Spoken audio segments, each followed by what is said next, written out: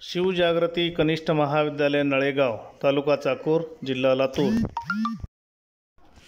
इयत्ता 11वी कला, विषय राज्यशास्त्र, त्यामधील विभाग दुसरा तुलनात्मक शासन आणि राजकारण, त्यामधला भाग पहिला प्रस्तावना। मी प्राध्यापक संतोष हुडगे।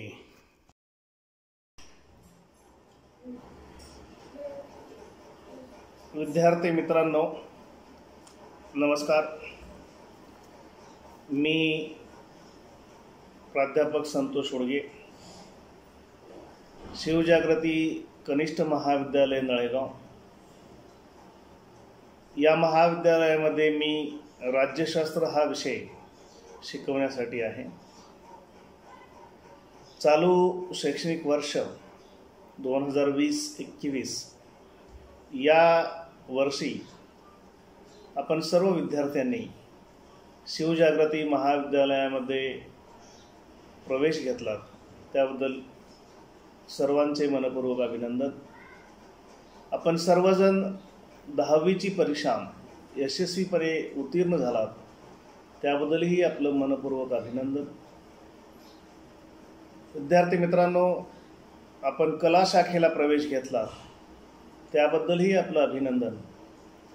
मित्रांनो, बऱ्याच वेळा आपण प्रवेश कुठल्या शाखेला घ्यायचा या बाबतीमध्ये आपल्या डोक्यामध्ये गोंधळ असतो। नेमकं कला शाखा करायची का वाणिज्य करायचं का मग विज्ञान करायचं। मग कोणतरी म्हणते वा तू कलेला कशाला प्रवेश घेतलास, विज्ञानला घे, विज्ञानला कशाला घेतलास, वाणिज्यला घे, असा गोंधळ आपल्या डोक्यामध्ये असतो। खरं म्हणजे आजचा जो तास आहे हा 11वीचा पहिला तास आहे आणि या तासामध्ये आपण विषयाची ओळख करून घेण्याबरोबरच शाखेमध्ये म्हणजे कला शाखा केली तर काय संधी आहेत याही बाबीवर आपण थोडीशी चर्चा करू। मित्रांनो, गोंधळ आपल्या डोक्यामध्ये असतो। बघा, मला असं वाटतं की जीवनामध्ये जर यशस्वी व्हायचं असेल तर कुठलेही क्षेत्र तुम्ही ठरवा आणि त्या क्षेत्रामध्ये अनकंडिशन डिवोट व्हा, मला वाटते 100% यश मिळेल।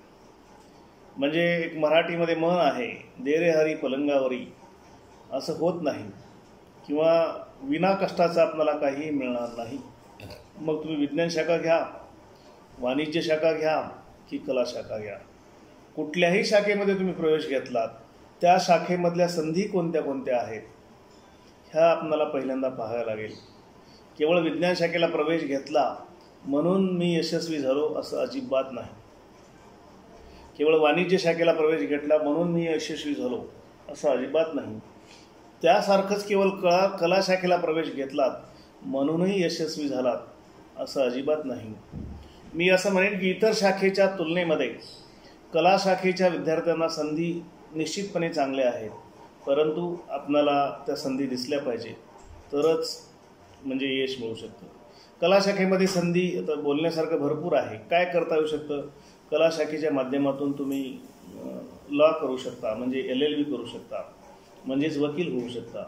कला शाखेच्या माध्यमातून सर्व प्रकारच्या स्पर्धा परीक्षा, अगदी जिल्हाधिकारीसुद्धा व्हायचं असेल तर कला शाखेच्या माध्यमातून होणारे, आपण बरीचशी भरत आंधळेचं उदाहरण असेल किंवा अशी अनेक उदाहरणं आहेत की त्यांनी कला शाखा घेऊन, विश्वास नांगरे पाटलांचं उदाहरण आहे, कला शाखा घेऊन त्यांनी आपलं करिअर म्हणजे घडवलेलं आहे। माझा म्हणण्याचा उद्देश काय आहे की शाखा कुठलीही घ्या, त्या शाखेबद्दल किंवा त्या शाखेमध्ये मेहनत करून जर आपण अभ्यास करून जर यश मिळवलं तर मला वाटते की निश्चितपणे आपण याही क्षेत्रावरून यशस्वी होऊ शकतो। केवळ 10वीला मला 50% मार्क पडले, 55% मार्क पडले, मी काय म्हणजे अभ्यासात तितका पक्का नाही असं काहीच नाही। भरत आंधळेचं उदाहरण तुम्हाला माहीत असेल। भरत आंधळे हा 10वीला 55% मार्क असणारा विद्यार्थी, म्हणजे यूट्यूबला कदाचित त्यांचे व्हिडिओ आहेत। 55% मार्क, पुन्हा ITI घरच्या आग्रहामुळे केला, परत ITI मध्ये मन म्हणजे पूर्ण झाला परंतु मन लागलं नसल्यामुळे BA ला प्रवेश घेतला आणि मग स्पर्धा परीक्षा दिल्या आणि तो जिल्हाधिकारी झाला। ही उदाहरणं अशी अनेक आपल्याला पाहायला मिळतील की कला शाखेच्या माध्यमातून सुद्धा अनेक मुलांनी आपलं करिअर घडवलेलं आहे। तुम्हाला सुद्धा त्याचं स्वप्न पडलं पाहिजे तर मला असं वाटतं की यातूनही आपल्याला करिअर घडवता येऊ शकतं. युसूफ पठाण नावाचा एक वक्ता असं म्हणतो की कुठल्याही गोष्टीची सुरुवात दोनदा होत असते. म्हणजे आपण असं म्हणू की घर बांधायचं असेल तर आपल्याकडे ब्ल्यू प्रिंट रेडी पाहिजे, म्हणजे घराचा नकाशा आपल्याकडे असला पाहिजे. घराचा नकाशा जर आपल्याकडे असेल तर आपण घराचं बांधकाम चांगल्या पद्धतीनं, अधिक चांगल्या पद्धतीनं करू शकतो. म्हणजे घराचं बांधकाम, कुठं खिडकी सोडायची, किती MM ची सळई वापरायची, कुठं दारं सोडायची, कुठं बेडरूम असेल, कुठं बाथरूम असेल, ह्या सगळ्या गोष्टी जर अगोदर क्लिअर असतील तर मला असं वाटतं की बांधकाम करताना सोपं असेल. तसं तुम्हालाही तुमच्या जीवनामध्ये यशस्वी व्हायचं असेल तर एक गोल सेट केला पाहिजे. मला माझ्या जीवनामध्ये काय करायचं आहे. यावर्षी तर बऱ्याच मुलांचा कल हा कला शाखेकडे आहे. 90-95 पडणारी, म्हणजे 95% पडणारी मुलंसुद्धा, म्हणजे आपण बऱ्याचदा टी व्हीवर पण ऐकलं असेल, पुणे मुंबईसारख्या ठिकाणी कला शाखेसाठी प्रवेश काही मुलांना मिळाले नाही, ही आपण पाहिलं असेल. परंतु आपल्याकडे काय आहे पहा, आपल्याकडे हे सगळं चांगलं आहे, परंतु आपणाला त्याची जाणीव असली पाहिजे. म्हणजे मी जसं म्हणालो, युसूफ पठाण असं म्हणतो की कुठल्याही गोष्टीची सुरुवात ही दोनदा होत असते. एकदा म्हणजे तुमच्या मनामध्ये, त्याला आपण ब्ल्यू प्रिंट असं म्हणू, आणि दुसरं म्हणजे प्रत्यक्षामध्ये. जेव्हा आपण डिझाईन काढतो, हे डिझाईन काढणं वेगळं आणि प्रत्यक्षामध्ये त्या डिझाईनला पूर्ण करण्यासाठी आपण प्रयत्न करणं ही दुसरी गोष्ट झाली. मित्रांनो, जर यशस्वी व्हायचं असेल तर तुमच्या मनामध्ये काही स्वप्न असली पाहिजे, तरच तुमच्या या प्रयत्न करण्याला अर्थ आहे असं मला वाटतं. हा पहिला तास आहे, मला माहिती आहे की हा विषयाचा भाग नाही, परंतु सुरुवात करताना मला या गोष्टी सर्व सांगाव्या लागतात. तुम्हाला स्वप्न पडले, मला स्वप्न पडलं पाहिजे, मला तहसीलदार व्हायचे आहेत, मला जिल्हाधिकारी व्हायचे आहेत, मला चांगला वकील व्हायचे. ही स्वप्न जर तुम्हाला पडली तर मला असं वाटतं की तुम्हीसुद्धा तुमच्या जीवनामध्ये 100% यशस्वी होऊ शकता. यासाठी ती स्वप्न मला पडून उपयोग नाही, यासाठी ती स्वप्न जर तुम्हाला पडली तर निश्चित तुम्ही पण तुमच्या जीवनामध्ये यशस्वी होऊ शकता. आणि कला शाखेच्या माध्यमातून सुद्धा मी 2-3 उदाहरणं सांगितली. अशा अनेक गोष्टी आहेत. स्टाफ सिलेक्शनच्या जागा आहेत, पोलीस भरती आहे, सैनिक भरती आहे. अशा अनेक ठिकाणी तुम्ही तुमचंसुद्धा करिअर, आवडीच्या क्षेत्रामध्ये तुम्ही तुमचं करिअर करू शकता असं मला वाटतं. यावर बोलण्यासारखं भरपूर आहे, परंतु कदाचित ऑनलाईन तासिकेमध्ये ते बोलणं पूर्ण शक्य नाही. मित्रांनो, आणखी बोलताना मी सांगेन, सध्या कोरोना हा जो साथीचा आजार आलेला आहे, यामुळं सर्व शाळा आणि महाविद्यालय सध्या बंद आहेत. हे केव्हा चालू होतील? जेव्हा शासनानं आम्हाला चालू करण्यासाठी परवानगी दिली तेव्हाच हे चालू होईल. मग तोपर्यंत शिक्षण थांबवायचं का? नाही. जसं शक्य आहे तसं आपण शिक्षण घेत राहणार आहोत, हे समजून घ्या. म्हणजे असं नाही की केवळ प्रवेश घेतला आणि आपण 11वी पास करतील वा, हे जरी असलं तरी काही त्याच्यामधलं नॉलेज, काही त्याच्यामधलं ज्ञान आपण घेण्याचा प्रयत्न या व्हिडिओच्या माध्यमातून करणार आहोत. आपल्याकडे जे व्हॉट्सअपचे ग्रुप बनवलेले आहेत, यावर या व्हिडिओची लिंक पाठवली जाईल आणि त्या लिंक तुम्ही केव्हाही, तुम्हाला जेव्हा तुमच्या पालकांना मोबाईल तुमच्याकडे देण्यासाठी वेळ असेल तेव्हा दिवसभरामध्ये कधीही तुम्ही तो व्हिडिओ पाहू शकता. एवढंच नाही, तो परत तुम्ही पाहू शकता आणि तुमच्या संकल्पना ज्या अभ्यासक्रमामधल्या आहेत त्या तुम्ही समजून घेऊ शकता. मित्रांनो, मी आपल्याला राज्यशास्त्र शिकवण्यासाठी आहे आणि राज्यशास्त्रासाठी जर अभ्यास करायचा असेल, आता सध्या आपण प्रत्यक्ष तरी वर्गामध्ये हजर राहू शकत नाही, परंतु या व्हिडिओच्या माध्यमातून आपण नित्यनियमाप्रमाणे शिकण्याचा प्रयत्न करू. जितकं शक्य आहे तितकं मी तुम्हाला सांगण्याचा प्रयत्न करेन आणि जितकं तुम्हाला शक्य आहे तितकं तुम्ही समजून घेण्याचा प्रयत्न करावा. विद्यार्थी मित्रांनो, 11वी राज्यशास्त्रासाठी आपल्याला एकूण 10 प्रकरणं आहेत अभ्यासक्रमासाठी. त्यासाठी तुम्ही 11वीचं एक पुस्तक घ्या. पुस्तकामध्ये बऱ्याचशा बाबी तुम्हाला, मला वाटते त्याची किंमत पण जास्त नाही, 60-65 रुपये पुस्तकाची किंमत आहे. आणि आपल्या शहरामध्ये नळेगावमध्ये सुद्धा ही पुस्तकं उपलब्ध आहेत. तर मला असं वाटतं की एक पुस्तक जर तुम्ही या विषयाचं घेतलात आणि मी शिकवलेला भाग थोडा वाचण्याचा जर प्रयत्न केलात तर मी शिकवलेल्या संकल्पना आणि तुम्ही वाचलेल्या संकल्पना ह्या काही अंशी समजण्यासाठी मला वाटतं मदत होईल, म्हणून ते तुम्ही घ्यावं. मित्रांनो, 11वी राज्यशास्त्र या विषयासाठी अभ्यासक्रमामध्ये आपल्याला एकूण 4 भाग दिलेले आहेत. 4 भागापैकी पहिला जो भाग होता तो आहे राजकीय संकल्पना. या राजकीय संकल्पनेमध्ये काही संकल्पना आपल्याला दिलेल्या आहेत. मित्रांनो, यावर्षीचा जो तुमचा 11वीचा अभ्यासक्रम आहे, हा 11वीचा अभ्यासक्रम काही रिलेटेड 12वीशी आहे. त्यामुळं बऱ्याचशा संकल्पना 11वीमध्ये जर तुमच्या स्पष्ट झाल्या तर मला असं वाटते की 12वीचं राज्यशास्त्र शिकताना तुम्हाला मदत होईल. म्हणून 11वीचं राज्यशास्त्र शिकताना थोडंसं गांभीर्यानं आपण शिकलात तर मला असं वाटते की ते अधिक चांगलं होईल. यावर्षी 11वीच्या अभ्यासक्रमामध्ये आपल्याला 4 भाग त्यांनी सांगितलेले आहेत अभ्यासक्रमामध्ये. त्याच्यातलं पहिला भाग जो आहे तो आहे राजकीय संकल्पना. या राजकीय संकल्पनेमध्ये त्यांनी 3 प्रकरणं दिलेली आहेत. ज्या पहिल्या प्रकरणाचं नाव आहे राज्य, दुसरं प्रकरण त्यांनी दिलेले स्वातंत्र्य आणि हक्क, तिसरं प्रकरण सांगितलेलं अभ्यासक्रमामध्ये समता आणि न्याय. ही 3 प्रकरणं आपल्याला पहिल्या भागामध्ये दिलेली आहेत. दुसरा जो भाग आहे तो आहे तुलनात्मक शासन आणि राजकारण. हा भाग दुसरा त्यांनी दिलेला आहे. या दुसऱ्या भागामध्ये परत त्यांनी 3 प्रकरणं दिलेली आहेत. त्याच्यातलं जे पहिलं प्रकरण आहे ते आहे संविधानिक शासन, दुसरं प्रकरण आहे प्रतिनिधित्वाची संकल्पना, तिसरं प्रकरण आहे न्यायमंडळ. या न्यायमंडळाची काय भूमिका आहे हे त्यांनी तिसऱ्या प्रकरणामध्ये दिलेलं आहे.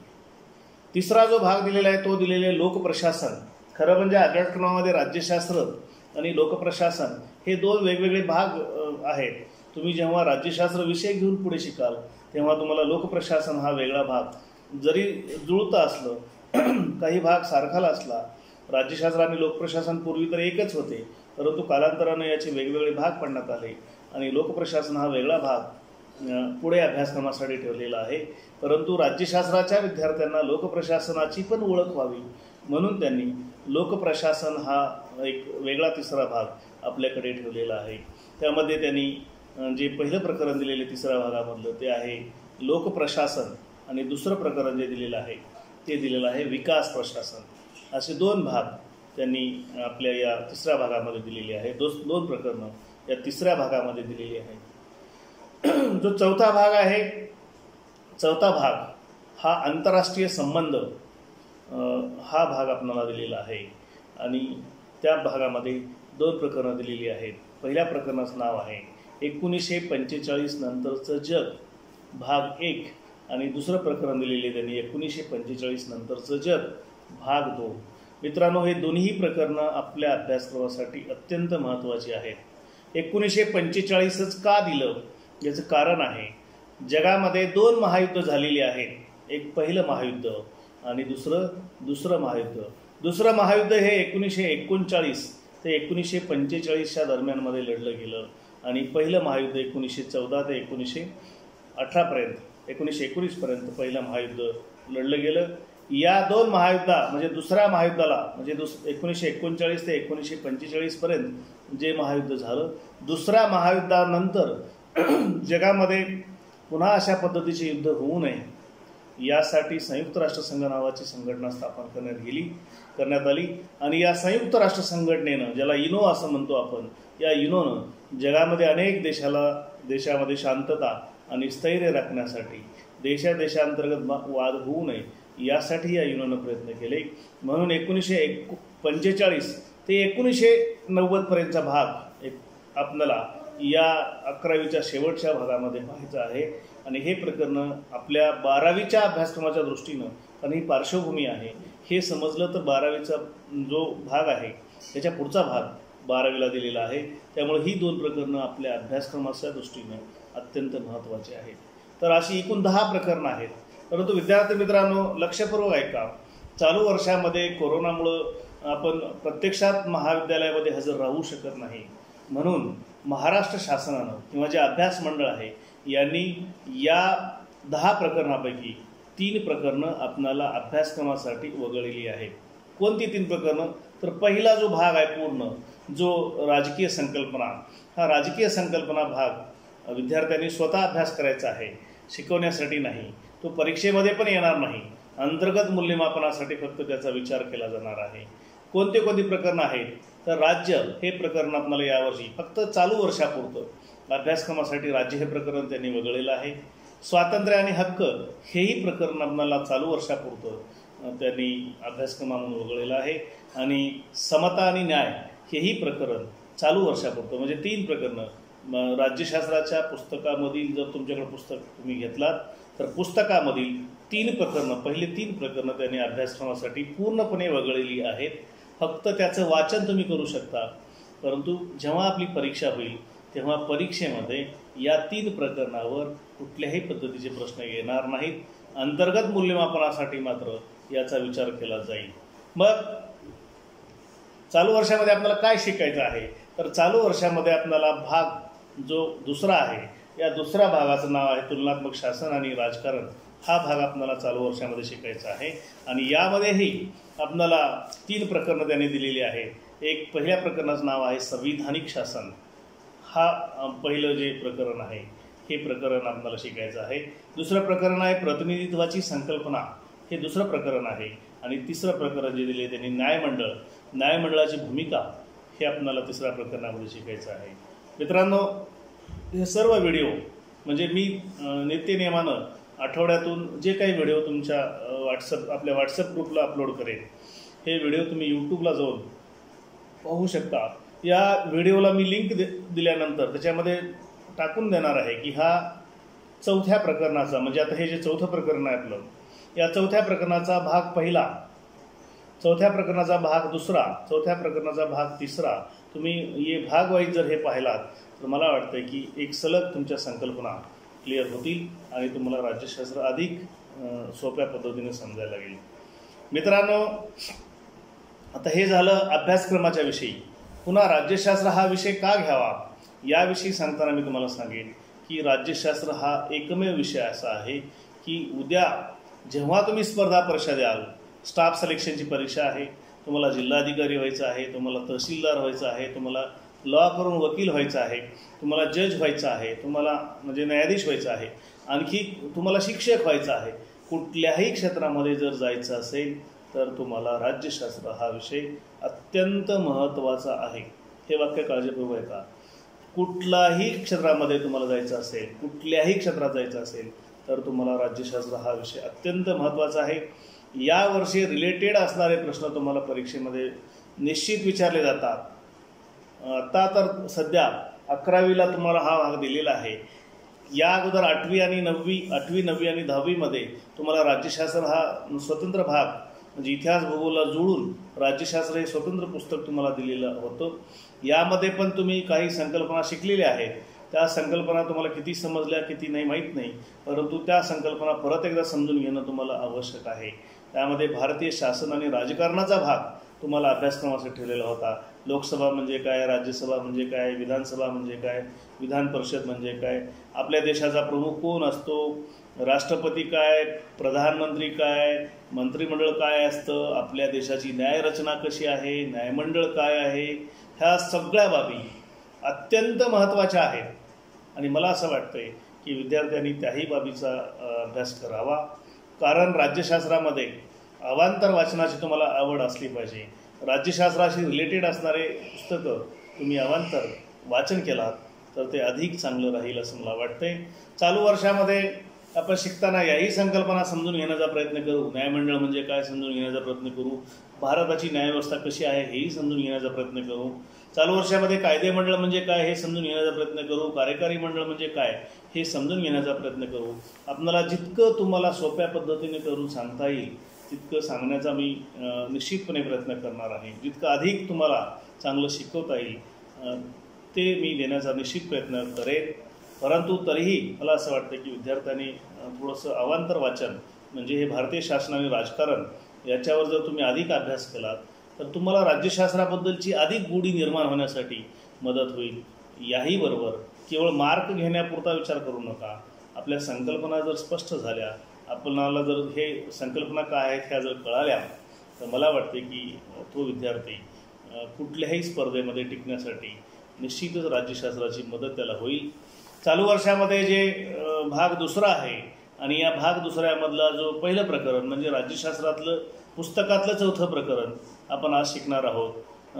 त्या अगोदर दुसऱ्या भागाबद्दलची माहिती थोडीशी आपण करून घेऊ. जे ज्या भागाचं नाव आहे दुसऱ्या भागाचं तुलनात्मक शासन आणि राजकारण. मित्रांनो, तुलनात्मक शासन आणि राजकारण हे प्रकरण किंवा हा भाग समजून घेताना या भागामध्ये त्यांनी 3 प्रकरणं दिलेली आहेत. एक दिलेले संविधानिक शासन. जगामध्ये जितके काही देश आहेत त्या सर्व देशामध्ये त्या देशाची राज्यघटना असते. देशाचा राज्यकारभार हा राज्यघटनेशिवाय आत्ताच्या काळात तर चालू शकत नाही. आपल्या देशामध्ये साधारणतः 135 कोटी लोक असतात आणि 135 कोटी लोक एकाच नियमानं चालले पाहिजेत. यासाठी संविधानिक शासन त्या देशाची राज्यघटना असणं आवश्यक आहे. यासाठी संविधानिक शासन हा भाग हे प्रकरण त्यांनी पहिलं दिलेलं आहे. दुसरं दिलेले प्रतिनिधित्वाची संकल्पना. म्हणजे 135 कोटी लोक राहतात बाबा, परंतु याचं नेतृत्व कोण करायचं? सदस्य म्हणून आपण कोणाला निवडून द्यायचं? जसं ग्रामपंचायत असते, पंचायत समिती असते, जिल्हा परिषद असते, त्याबरोबरच आपल्याकडे विधानसभा असते, विधान परिषद असते, लोकसभा असते, राज्यसभा असते. या राज्यसभेचे सदस्य आपण कसे निवडून देतो, लोकसभेचे सदस्य आपण कसे निवडून देतो, देशाचा राष्ट्रपती आपण कसा निवडतो, देशाचा प्रधानमंत्री आपण कसा निवडतो, या सर्व बाबी या प्रतिनिधित्व करण्याच्या जे प्रकरण आहे, प्रतिनिधित्वाची संकल्पना, या प्रकरणामध्ये आपल्याला स्पष्ट होतील. आणि तिसरं जे प्रकरण दिलेले त्यांनी यामध्ये न्यायमंडळाची भूमिका किंवा न्यायमंडळ काय आहे, न्यायमंडळाचं कार्य काय आहे, न्यायमंडळाची रचना कशी असते, न्यायाधीशाची नेमणूक कशी होते, ह्या सर्व बाबी आपण न्यायमंडळामध्ये शिकणार आहोत. विद्यार्थी मित्रांनो, चालू वर्षामध्ये आपल्याला 3 देशाच्या राज्यघटनेचा अभ्यास करायचा आहे. पहिलं म्हणजे आपण ज्या देशामध्ये राहतो त्या देशाचं नाव भारत. भारताच्या राज्यघटनेचा आपल्याला अभ्यास, भारताच्या संविधानाचा अभ्यास आपल्याला चालू वर्षामध्ये करायचा आहे. दुसरं म्हणजे युनायटेड किंगडम. बघा इकडं लक्ष द्या. युनायटेड किंगडम किंवा ग्रेट ब्रिटन किंवा इंग्लंड ही तिन्ही नावं सारखीच. इंग्लंड, ग्रेट ब्रिटन किंवा युनायटेड किंगडम किंवा UK. You for United, K for kingdom. इंग्लंडला युनायटेड किंगडम असं म्हणतात. लक्षपूर्वक बघा, इंग्लंडला युनायटेड किंगडम असं म्हणतात. England, United kingdom, great Britain, UK हे 4ही नावं एकसारखेच आहेत. जसं आपण भारत म्हणतो किंवा इंडिया म्हणतो, इंडिया आणि भारत हे दोन्ही नावं सारखीच आहेत. तशाच पद्धतीनं UK, United kingdom, great Britain आणि इंग्लंड ही नावं सारखीच आहेत. याही देशाच्या राज्यघटनेचा आपल्याला या प्रकरणामध्ये किंवा ही जी 3 प्रकरणं आहेत या 3 प्रकरणामध्ये आपल्याला याही राज्यघटनेचा अभ्यास करायचा आहे. तिसरा जो देश आहे त्या तिसऱ्या देशाचं नाव आपल्याला आहे अमेरिका. अमेरिकेला अमेरिका असेही म्हणतात आणि USA असेही म्हणतात. बघा, जगाचा अभ्यास आपण केला तर जगाच्या अभ्यासाच्या दृष्टिकोनातून तुमचा 11वीचा पहिला तास आहे. परत मला सांगताना म्हणजे आनंद होईल की चालू वर्षामध्ये जे राज्यशास्त्र आपल्याला शिकायचं आहे यामध्ये जगाच्या दृष्टिकोनातून बरेचसे मुद्दे आपल्याला यावर्षी आलेले आहेत. तर जगाची रचना ही जी पृथ्वी आहे या पृथ्वीची रचना मात्र 7 खंडामध्ये झालेली आहे. आपण राहतो तो खंड म्हणजे आशिया खंड. आशिया खंडामध्ये आपण राहतो. दुसरा आहे आफ्रिका खंड. तिसरा आहे युरोप खंड. युरोप, आफ्रिका, आशिया 3 खंड झाले. चौथा आहे उत्तर अमेरिका खंड. 5वा आहे दक्षिण अमेरिका खंड. 6वा आहे ऑस्ट्रेलिया किंवा ओशोनिया असं सुद्धा आपण त्या खंडाला म्हणतो. आणि 7वा आहे अंटार्क्टिका. 7 खंड परत एकदा लक्ष राहू द्या. तुम्हाला 11वीचं राज्यशास्त्र शिकताना किंवा 12वीचं राज्यशास्त्र शिकताना सुद्धा या 7 खंडाचा अभ्यास असणं अत्यंत आवश्यक आहे. मी तर तुम्हाला एकदा एक काम देईन असं की तुम्ही हे 7 खंडात कोणकोणते देश असतात यांची माहिती, यांच्या कोणत्या राजधान्या आहेत, यांच्यात किती लोकसंख्या किती आहे हे जर लिहून काढलात, हे सगळी माहिती तुम्हाला गुगलवर मिळू शकते, नेटवर मिळू शकते किंवा पुस्तकंसुद्धा या संदर्भामध्ये आहेत. यावरली माहिती तुम्ही शोधून काढलात मला असं वाटते की हे तुमच्या दृष्टीनं अधिक चांगलं राहील. 7 खंड कोणते आहेत? आपण ज्या खंडामध्ये राहतो तो आशिया खंड. दुसरा खंड जो आहे तो युरोप खंड. तिसरा खंड जो आहे तो आफ्रिका खंड. चौथा खंड जो आहे तो उत्तर अमेरिका खंड. 5वा खंड जो आहे तो दक्षिण अमेरिका खंड. 6वा खंड जो आहे तो आहे ऑस्ट्रेलिया किंवा त्याला ओशनिया असं म्हणतो. आणि 7वा खंड जो आहे तो आहे अंटार्क्टिका. 7वा एकमेव खंड असा आहे की त्या 7व्या खंडावर कुठल्याही पद्धतीची वस्ती नाही, निर्जन वस्ती आहे. तेव्हा 1,500 ते 2,000 लोक असे असतात की ते स्थलांतरित असतात. इतर देशातले, इतर खंडातले लोक जाऊन त्या ठिकाणी संशोधन करतात. तिथं का लोक नाहीत याचं कारण आहे की लोक राहण्यासारखं वातावरण त्या खंडावर नाही. म्हणजे बर्फाळ भाग आहे म्हणून त्या ठिकाणी काही लोक राहत नाहीत. आणि अशा ठिकाणी फक्त इतर देशातले लोक जाऊन संशोधन करतात. असेच स्थलांतरित म्हणजे परमनंट नाहीत, कायमस्वरूपी नाहीत. म्हणजे आता काही लोक जाऊन राहतील, पुन्हा दुसरे लोक गेले तर ते निघून येतील. असे स्थलांतरित असणारे साधारणतः 1,500 ते 2,000 लोक त्या ठिकाणी राहतात. असे 7 खंड आपल्याला माहिती असले पाहिजेत. कोणत्या खंडामध्ये किती देश आहेत, दक्षिण अमेरिका खंडामध्ये कोणते कोणते देश आहेत, उत्तर अमेरिका खंडामध्ये कोणते कोणते देश आहेत, ह्या सर्व आपल्याला माहिती असलं पाहिजे. मित्रांनो, उत्तर अमेरिका खंडामध्ये अमेरिका नावाचा देश आहे, परंतु दक्षिण अमेरिका खंडामध्ये अमेरिका कुठलाही नाही. दक्षिण अमेरिका खंडामध्ये 12 देश आहेत आणि ब्राझील हा दक्षिण अमेरिका खंडातला सर्वात, पेरेग्वे आहे, उरुग्वे आहे, असे चिली आहे, असे वेगवेगळे देश दक्षिण अमेरिका खंडामध्ये आहेत. परंतु अमेरिका नावाचा देश दक्षिण अमेरिका खंडामध्ये नाही. उत्तर अमेरिका खंडामध्ये मात्र अमेरिका नावाचा देश आहे, कॅनडा नावाचा देश आहे, मेक्सिको नावाचा देश आहे. असे वेगवेगळे देश उत्तर अमेरिका खंडामध्ये आहेत. दक्षिण अमेरिकेमध्ये पण आहेत. उत्तर अमेरिकेमध्ये साधारणतः 23 देश आहेत आणि दक्षिण अमेरिकेमध्ये साधारणतः 12 देश आहेत. या सर्व ज्या देश आहेत यापैकी आपल्याला अमेरिका म्हणजेच USA अमेरिकेचा अभ्यास किंवा अमेरिकेच्या राज्यघटनेचा अभ्यास आपल्याला या प्रकरणामध्ये करायचा आहे.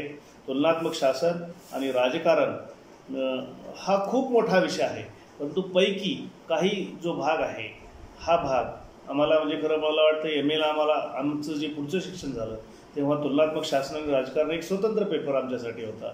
परंतु तुमच्या अभ्यासक्रमासाठी 11वीच्या अभ्यासक्रमासाठी तुम्हाला काही ओळख व्हावी म्हणून त्यांनी थोडा भाग भारत, इंग्लंड आणि अमेरिका या 3 देशाच्या राज्यघटनेचा भाग तुम्हाला अभ्यासक्रमासाठी ठेवलेला आहे. तो आपण सविस्तर पद्धतीने समजून घेण्याचा प्रयत्न करू. याही भागामध्ये त्यांनी काय दिलेलं आहे बघा, 3 मंडळ आहेत. कुठल्याही देशाची राज्यघटना किंवा कुठल्याही देशाचा कारभार चालवायचा असेल तर 3 प्रकारचे मंडळ असतात. पहिलं मंडळ जे आहे ते आहे कायदे मंडळ. लक्षपूर्वक आहे का, यावर आपण सविस्तर पद्धतीने चर्चा करूच, परंतु माहिती असावं. पहिलं जे मंडळ आहे ते आहे कायदे मंडळ. कदाचित हे थोडं थोडं तुम्ही लिहून पण घेतलात वहीवर तर तुमच्या काही संकल्पना क्लिअर होतील. पहिलं जे मंडळ आहे ते कायदे मंडळ. बघा, कायदे मंडळाचं काम काय आहे त्याच्या नावात तुम्हाला लक्षात येईल. कायदे मंडळाचं काम आहे कायदे तयार करणे, हे कायदे मंडळाचं काम आहे. आता तुम्ही म्हणसाल की बुवा एकदा कायदे तयार केले तर परत परत कायदे तयार करण्याची गरज नाही, असं राहत नाही. कारण कालानुरूप नवीन नवीन कायद्याची गरज पडत असते, एक नाही. जेव्हा भारत देश स्वतंत्र झाला तेव्हा भारताचं क्षेत्रफळ आत्ता जितकं आहे तितकंच होतं, परंतु या देशामध्ये राहणारी जी लोकसंख्या आहे ती आत्ता जेवढी आहे तेवढी नव्हती. जेव्हा भारत देश स्वतंत्र झाला तेव्हा भारताची लोकसंख्या 35 कोटी होती, परंतु आज जेव्हा आपण 2020मध्ये जेव्हा आलो तेव्हा भारताची लोकसंख्या 135 कोटी आहे. याचा अर्थ असा, मी परवा एक फेसबुकवर लेख वाचत होतो, मुंबईमध्ये इतकी प्रचंड गर्दी आहे की मुंबईमधले लोक साधं सहज चलत जरी गेलं तरी प्रदूषणाचा प्रचंड त्रास मुंबईतल्या लोकांना होतो. परंतु मी परवा एक लेख वाचताना त्याच्यामध्ये असं वाचलो, एक काळ असा होता की मुंबईमध्ये भाड्यानं राहण्यासाठी इतर लोक यावं यासाठी लोकांना पैसे द्यायचे. तुम्ही आमच्या घरी येऊन राहावा आणि आम्ही तुम्हाला पैसे देऊ, अशा पद्धतीचं. कदाचित ती गोष्ट खरी आहे का नाही मला माहीत नाही, परंतु एक काळ लोकांना अट्रॅक्शन, लोकांनी आपल्याकडे यावं यासाठी सुद्धा मुंबईच्या लोकांनी प्रयत्न करावा लागला. आज मुंबईची लोकसंख्या, मुंबई म्हणजे मला वाटते भारतामध्ये कलकत्तानंतर मुंबईचीच लोकसंख्या आहे. म्हणजे प्रचंड लोक मुंबईमध्ये आता राहतात. अर्थातच त्याची कारणं वेगवेगळी आहेत. रोजगाराच्या निमित्तानं काही लोक इतर घटक राज्यामधून सुद्धा आपल्याकडे आलेली आहेत, त्यामुळे मुंबईमध्ये आज प्रचंड लोक राहतात. परंतु मी तुम्हाला हे मुद्दा का सांगतो, कायदे मंडळ, एक काळ मुंबईमध्ये कमी लोक असतील तेव्हा कायदे म्हणजे छोटी कायदे किंवा सौम्य प्रकारचे कायदे तेव्हा तयार केले जात असतील, परंतु आता कायद्याची गरज म्हणजे कठीण कडक प्रकारची कायदे आता बनवले जातात. किंवा आपण उदाहरण पाहिलं तर समजा एखाद्या ठिकाणी जुन्या काळामध्ये वाहनांच्या बाबतीमध्ये कायदे कमी होते, कारण वाहनांची संख्या कमी होती, परंतु आता वाहनाच्या बाबतीमध्ये अधिक कठोर कायदे बनवावे लागतात. जिथे लोकसंख्या जास्त असते तिथे कायदे, तसं कायदे सगळ्याच ठिकाणी आवश्यक आहे, परंतु अधिक कठीण किंवा अधिक कडक कायदे बनवणं आवश्यक असतं. कायदेमंडळाचं काम, जसं आता तुम्ही म्हणाल की कायदेमंडळावर एक स्वतंत्र आपलं वेगळं तास होऊ शकतो, परंतु उदाहरण सांगतो. 1950ला आपली राज्यघटनेचा एक इतिहास आहे की 1946ला 9 डिसेंबर 1946ला आपली राज्यघटनेची पहिली बैठक झाली होती. डॉक्टर राजेंद्र प्रसाद त्या बैठकीचे अध्यक्ष होते. सरदार वल्लभभाई पटेल, पंडित जवाहरलाल नेहरू, डॉक्टर बाबासाहेब आंबेडकर हे सर्व मंडळी त्यामध्ये होती. वेगवेगळ्या भागातले लोक घेऊन ही घटना परिषद तयार केली गेली होती. याच्यामध्ये वेगवेगळ्या समित्या तयार केल्या होत्या. डॉक्टर बाबासाहेब आंबेडकर त्याचे मसुदा समितीचे अध्यक्ष होते. आणि खऱ्या अर्थानं ही राज्यघटना मी असं म्हणेन की डॉक्टर बाबासाहेब आंबेडकर यांच्या विचारातून निर्माण झालेली आहे. वेगवेगळ्या देशाच्या राज्यघटनेचा अभ्यास करून त्यांनी ही राज्यघटना तयार केलेली आहे. ही राज्यघटना लिहून पूर्ण झाली 26 नोव्हेंबर 1949ला, परंतु आपल्याकडे 26 जानेवारी 1950 पासून मध्यंतरी 15 ऑगस्ट 1947ला आपल्याला देशाला स्वातंत्र्य मिळालं. 46ला राज्यघटनेची ही परिषद तयार झाली होती. त्यानंतर 26 नोव्हेंबर 1950ला ही राज्यघटना 49ला ही राज्यघटना लिहून पूर्ण झाली आणि 26 जानेवारी 1950 पासून ही राज्यघटना आपल्या देशामध्ये लागू करण्यात आली. ती आम्ही स्वीकारलेली राज्यघटना आहे. यावर आणखी म्हणजे बरंचसं आपण बोलू शकतो, परंतु मी आत्ता ते बोलणार नाही. परंतु तेव्हा जे तयार केलेले कायदे आहेत 26 जानेवारी 1950ला, तेच कायदे, त्याच्यातले बरेचसे कायदे आताही लागू आहेत, परंतु काही कायदे नव्यानं तयार करावे लागतात. ते काम कायदेमंडळाचं असतं. नियम तयार करण्याचं काम कायदेमंडळाचं असतं. हे कोण तयार करतं हेही आपल्याला या प्रकरणामध्ये शिकायचं आहे, बरं का. जसं आता आपल्याकडे मोबाईल आला, मला वाटते भारतामध्ये 1995ला पहिल्यांदा कलकत्त्याला मोबाईल आला, बरोबर आहे. मोबाईल सुरुवातीला 1-2 माणसाकडे होता, तेव्हा मोबाईलवर इतके कायदे बनवण्याची गरज पडली नाही. परंतु आज मोबाईलच्या माध्यमातून सुद्धा प्रचंड मोठ्या प्रमाणामध्ये क्राईम होताना, गुन्हे घडताना आपल्याला दिसतं. त्यामुळं अलीकडं मोबाईलवर सुद्धा अनेक कायदे तयार झालेले आहेत, आहे की नाही. म्हणजे कायद्याची गरज, जशा जशा समस्या निर्माण होतील तशा पद्धतीनं नवीन नवीन कायदे हे निर्माण करावे लागतात. ते काम असतं कायदेमंडळाचं. आणि हे प्रत्येक देशाचं कायदेमंडळ अशा पद्धतीचे कायदे तयार करण्याचं काम करत असतं. जसं आपलं कायदेमंडळ आहे तशाच पद्धतीने इंग्लंडचं कायदेमंडळ आहे, तशाच पद्धतीने अमेरिकेचं कायदेमंडळ आहे. हे काय काय आहे हे आपल्याला या प्रस्तुत प्रकरणामध्ये शिकायचं आहे. दुसरं आहे कार्यकारी मंडळ. कार्यकारी मंडळ म्हणजे तयार केलेले कायदे, केवळ कायदे तयार करून भागत नाही, तर त्याची अंमलबजावणी केली पाहिजे. हे कार्यकारी मंडळाचं काम आहे.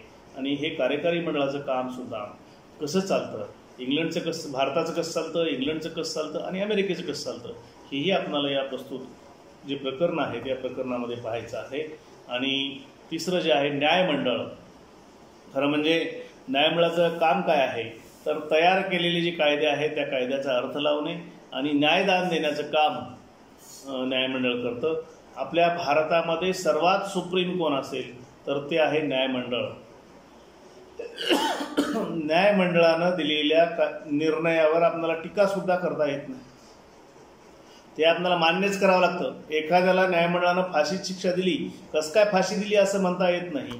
फाशी म्हणजे फाशी, त्यामध्ये काही करता येत नाही. तुम्हाला त्याच्यातले जितके काही त्याच्यातून हे करता येईल, जिथंपर्यंत तुम्हाला न्याय मागता येईल तिथं जाता येईल. परंतु आपल्याकडे अंतिम न्याय देणारं जे न्यायालय आहे ते आहे सर्वोच्च न्यायालय.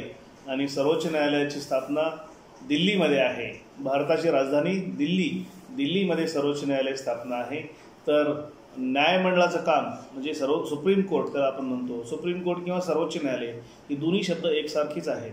सुप्रीम कोर्ट हा इंग्रजी शब्द आहे आणि सर्वोच्च न्यायालय हा मराठी शब्द आहे. तर सुप्रीम कोर्टाची स्थापना दिल्लीमध्ये आहे. आणि याचं सुद्धा काम कसं चालतं किंवा इतर देशामध्ये जे आपल्याकडे अभ्यासाला दिलेले आहेत, म्हणजे ग्रेट ब्रिटन किंवा युनायटेड किंगडम, इथलं न्यायालय कसं काम करतं किंवा अमेरिकेचं न्यायालय कसं काम करतं, याही बाबी आपल्याला या अभ्यासक्रमामध्ये शिकायचं आहेत.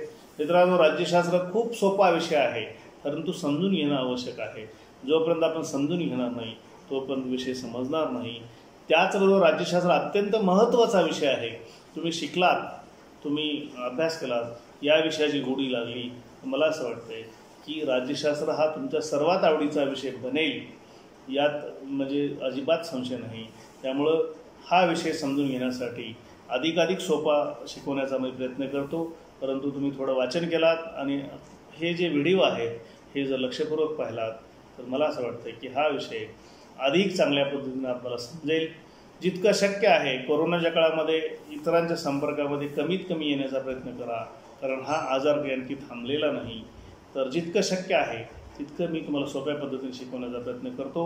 आणि जर काही समस्या असतील तर मी या व्हिडिओमध्ये तुम्हाला नंबर पण देणार आहे, त्यावर तुम्ही फोन करून काही समस्या मला बोलू शकता.